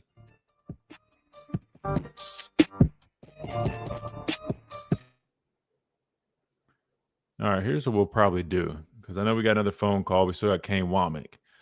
We'll save. I wonder if they're going to do player interviews again tomorrow after practice, though. All good. We'll save some player interviews for tomorrow. Give us something to play. But I did just get this email, and this is important. I got this email from Alabama Athletics. And so here's what it says. So Alabama is making adjustments to future football schedules. Alabama has now canceled its West Virginia home and home series and has replaced it with ECU. So obviously that is a signal that they're saying, all right, we're adding an extra SEC game. We're not going to sit there and set ourselves up for even more competition, especially in the home and home series. It says with the announcement of a 9-game SEC football schedule beginning in 26, Alabama is making adjustments to pre-existing non-conference matchups. Alabama and West Virginia have mutually agreed to cancel their home and home series, which was set to begin in 2026, and West Virginia returning to Tuscaloosa in 27. Now, East Carolina will replace them, which is kind of crazy to think that Alabama is going to travel to East Carolina. Or maybe we're not. Maybe they're just coming here. Okay, so maybe it's not a home and home. I think we're just adding East Carolina. Okay, we got Florida State and Wisconsin this year. 26, we have Florida State, it says, over the next 11 seasons. Damn, we scheduled this way out, man. Tim says, I understand cancel, but I was looking forward to it. Yeah, I mean, that's kind of the trade-off, right? You know, you just don't want to put yourself in too much of a bind, you know?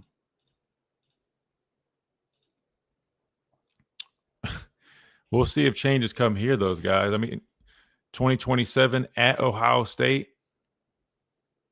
2028, Ohio State's supposed to come here, and we go to Oklahoma State. 2029 at Notre Dame, Oklahoma State here. 2030 at Georgia Tech, Notre Dame comes here. I'll tell you what, I hope they don't cancel some of those. Those are fire games. Miller's Edge on Tide 100.9.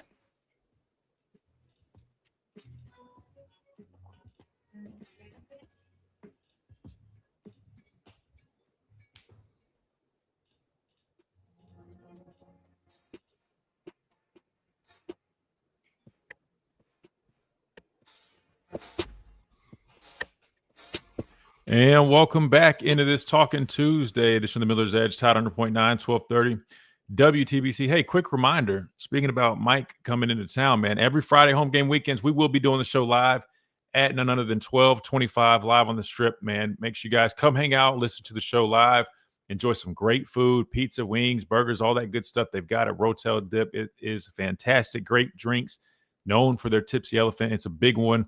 Big hit there. Again, we did the show at 1225 last year. Had a great time. Our listeners were coming out and enjoying it. And I mean, just throughout the season, man, it kept growing and growing. And man, it was a big hit. So again, we'll be doing that again this year. So I want to see you guys there again, starting not this Friday, but next Friday. We will be live at 1225 during our show hours and hanging out. So make sure you guys come out and have a good time, man. Get your game day weekend started the right way. Again, they've got over 30 TVs throughout the venue. You can watch all your favorite sporting events. You can go back and watch the game there during the weekend. They got a great nightlife scene. I mean, they've got so many different things for you. You can rent the venue out for any big occasion.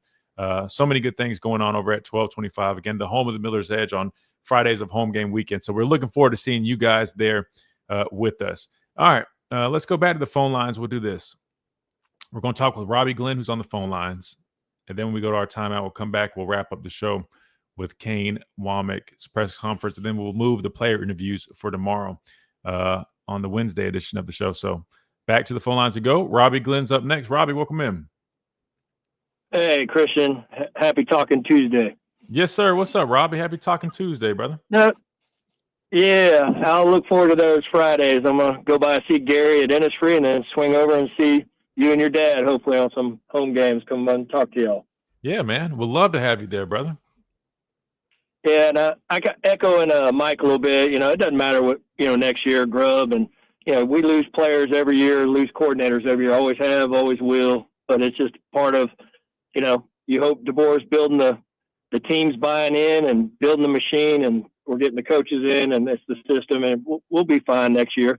And you got to hope, Grubb does great this year and then does get an opportunity to go coach somewhere. So can't hold him back for that. So no, that is next year. We're talking this year. So with the game this Saturday, Florida State, what is the most intriguing or the matchup that you want to see Saturday that intrigues you the most? What's the one you're going to be watching? That one. Yeah, no, that's a great question, man, because there's a few matchups that I definitely plan on watching. But I think naturally I'm going to be taking a look at, our defensive line matching up with that senior offensive line group, but also, how they're able to maintain and contain a guy like Tommy Castellanos. I know we struggled, I talked about it at length, but you already know. I mean, the quarterback with that dual threat ability, man, that catches my attention. And I'm just curious. I know we've got a good group, right? And I haven't talked about this, but I'll definitely dive into it when we get a little bit more in depth with kind of what I expect. But wouldn't be shocked if we see the implementation of, the cheetah type packages, getting some more speed on the field. I think addressing him and really getting him in those third and long situations like my dad talked about yesterday would be big. So I want to see how our defensive line / our guys up front play, man. I think really, and I talked about them being a big key for our defense. So first and foremost, that catches my attention. The next one is going to be our receivers versus their secondary. I know they got some guys in that secondary unit that are good players. And we've been talking so much about this wide receiver room. I've seen them in person. I've seen them go against our secondary, who I feel like is one of the best in the country. And obviously they make a lot of plays, but I'm ready to see them go out and do it against another opponent. So I would love to see our receiver unit go out there and look, because if they make a whole bunch of plays, against a solid Florida State secondary, obviously, that's a big first game, and those are some good receipts to have moving forward into the rest of the year.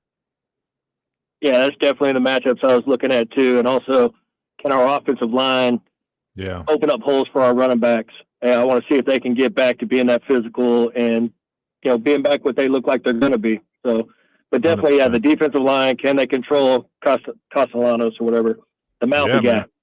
Can they lay a lick on him? That's what I want to see. Yeah, man. And I'll say with that, go ahead. And with the field, everyone talking about, the fields being wet and new turf, it is what it is, but both teams got to play on it, right? So it's, it's not like they got magic spikes compared to ours. But when y'all do your walkthrough Friday, do y'all go out there and check?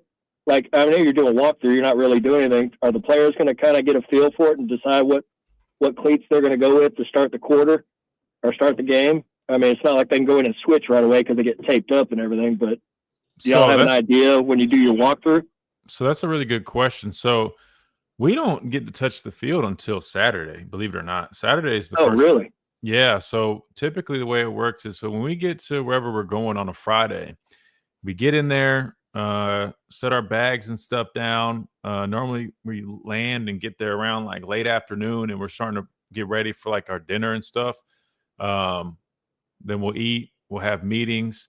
If it's a late game, we'll go to the movies. We come back and then meet a little bit, and then we'll have like a nighttime snack. And really, Robbie, that's it, man. We don't go to the stadium until Saturday. The first time is, once we wake up, pregame meal, meetings at the hotel, quick little walkthrough type deal. Then we get on the bus. That's the first time we actually go to the stadium and whatnot, unless it's like a bowl game or something. That's a little bit different. But for a game like this, yeah, the first time they touch the field will be Saturday.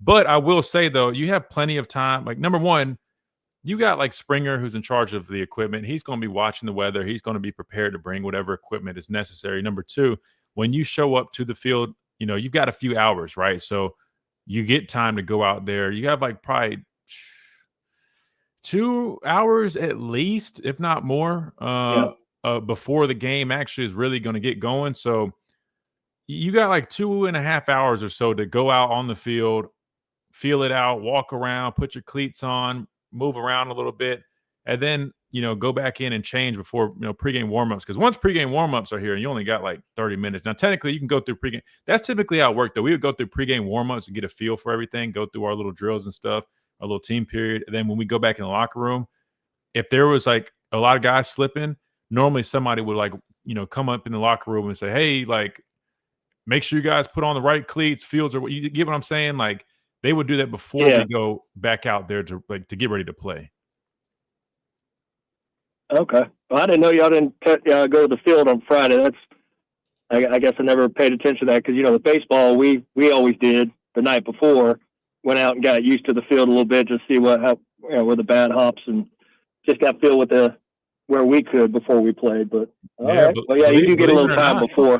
Yeah, believe it or not, we didn't do that, man. We were in the hotel the whole time unless we went to the movies, and then Saturday you get there plenty early Saturday to really kind of walk on it and figure it out. Well, I know you had a question about I know you got up against time, but you had a question a few weeks ago about how y'all do your pregame meals and, you know, the feedings the night before, and that's controlled, right? Like, how do y'all, with all the money that's going into gambling, and you hate to see that somebody would do something to y'all's food, but who controls that for y'all? Do y'all bring your own, like, person that handles the food, does the cooking, or do y'all rely on the hotel to provide food, like it's chicken and stuff, where they all pick? Like, who handles that? You know what's crazy? That's a really good question. You know why? We had a year where I don't remember where it was or what happened, but I want to say somebody kind of suspected that they had kind of undercooked some of our food or something like that. If I'm remembering this correctly, and I could be making this up, but I'm almost positive. Only reason I have a little bit of doubt is because I don't remember the year or what it was, but I remember like some of our nutritionists kind of like having a weird feeling, like they felt like some of the food wasn't prepared the best. But to answer your question, so our nutritionist is in charge of setting that up. So they coordinate with the hotel, the venue, the staff, all that stuff. It's always the same food, like I mentioned, but obviously, you know, it's going to be a different person providing it, you know, because we're not going to, I guess you could technically truck along a bunch of steak, chicken, and broccoli and lasagna if you wanted to, and some freezers. But no, it's provided. I was curious about that. No, that's a good question. It's provided by the hotel. The menu's the same, but it is a little bit different. So sometimes the chicken would be a little bit better than others. But yeah, I mean, but to your point, I guess you technically are kind of relying on that hotel staff to do a good job and to prepare it accordingly. That's a good point. Yeah, I hope nobody put any money on it, and they're the cook. Yeah, like I said, I don't know if that actually was the case. I just remember one year, I just feel like the nutritionists were complaining because like some of the food just seemed like undercooked, and they just felt like come on, like they felt something was a little weird about it. But yeah, man, you just gotta hope and pray, I guess, man. Yep, I guess. I'll let the walk-ons eat first and see what happens. There you go. There you go. Well, Robbie, we appreciate it, man. We're going to throw on this Kane Womack. Yes, real sir. quick. Good stuff, man. I appreciate you, brother. Yes, sir. We'll talk to you. All right, good deal. All right, Chase, I'm just going to throw on this interview while we got it right here. Then we'll just get out a little early because we're not going to be able to finish it. But let's just do that. Or we could save it. What's today? Tuesday? We'll play about half of it today. Worst case, we'll wrap it up tomorrow. So here's Kane Womack, Alabama defensive coordinator, speaking to the media. I got to get some defense in, Chase. I can't go out only on offense. So here we go. You know, obviously, exciting time for us, our players, our coaches, our fan base, everybody involved with our football program. As you kind of make that transition from fall camp to the first opponent and first week, it's been a really good transition. You know, year two Our players know what to expect. We understand the standard better, and so that transition kind of into getting really good. Looking forward to our opponent in Florida State. Have tremendous respect for Gus Malzahn, who I've known for a very long time. Known Mike Norvell since I was a senior in college. In fact, met him at a coaches convention through Gus back in 2009, and think the world of him too. And he's done a tremendous job wherever he's gone.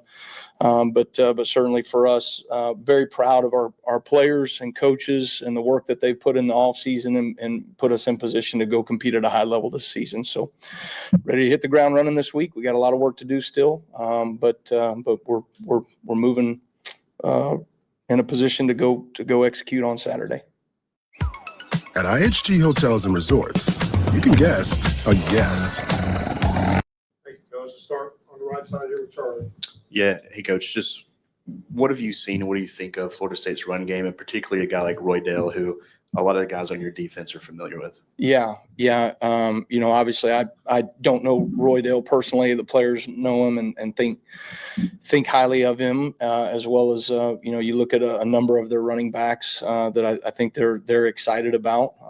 And they've got a number of guys that have had experience, be it there or at other places that came via the transfer portal.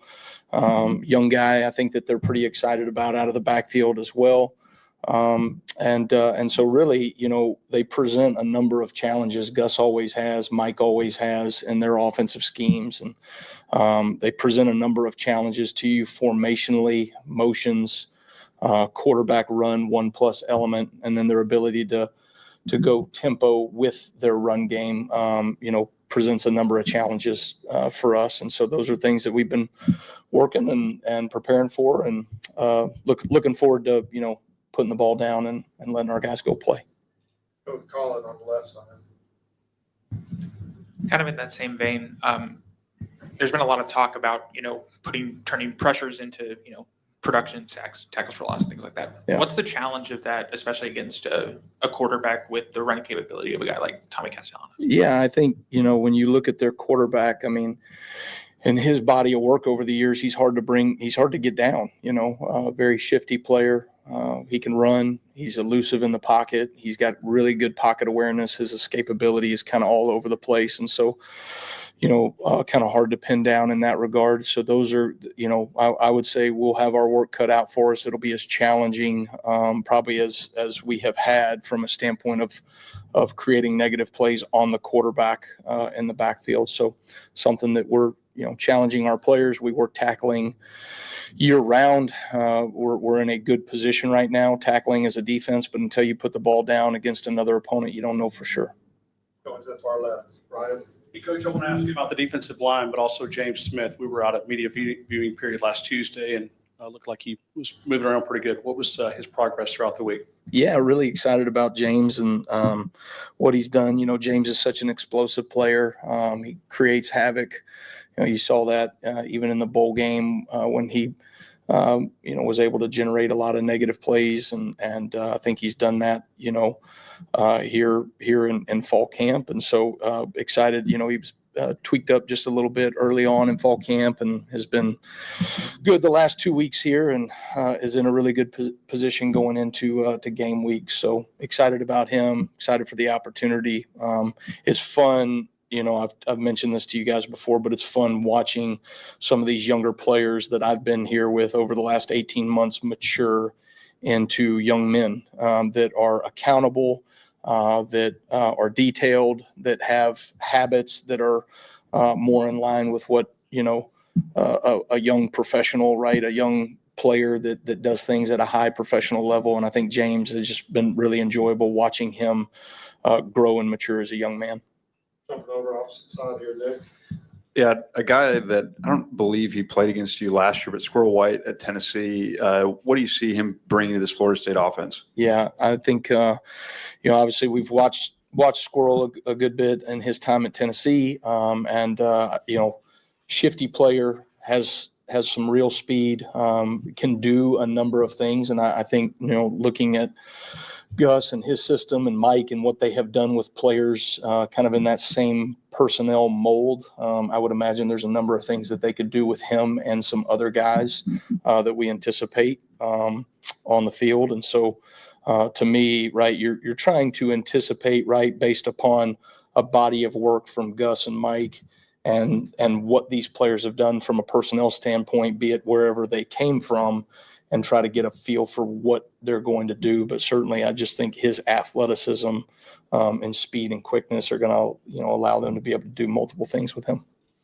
All right, so we're going to take a pause there. And then tomorrow, definitely want to jump back on that interview, break it down a little bit more because he's going in depth, talking about what to expect from Florida State's offense.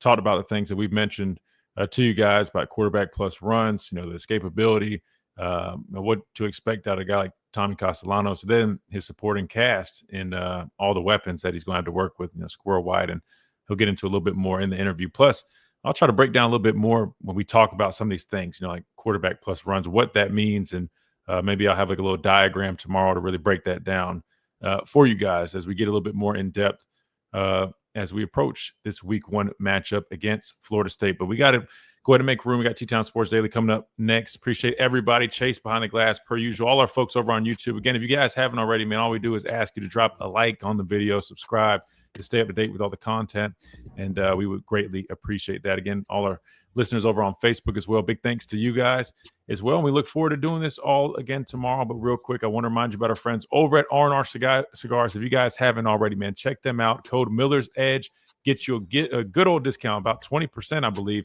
on all your orders on the website, rnrcigars.com. But also, if you're in Tuscaloosa looking for a place to go enjoy a nice smoke, over 160 bourbons as well to choose from, wraparound porch. The weather's great for it, man. Great place to go watch all your favorite sporting events, whether it's football, baseball, basketball, boxing. They've got you covered right there at R&R Cigars. So don't forget about them.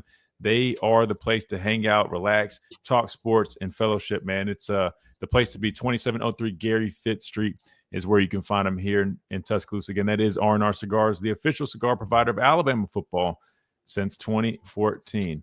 We'll see you guys tomorrow in 22 hours right here, Tide 100.9, 1230 WTBC. This has been the Miller's Edge, presented by the Good Feet Store, America's Art Sport Experts. We'll see you.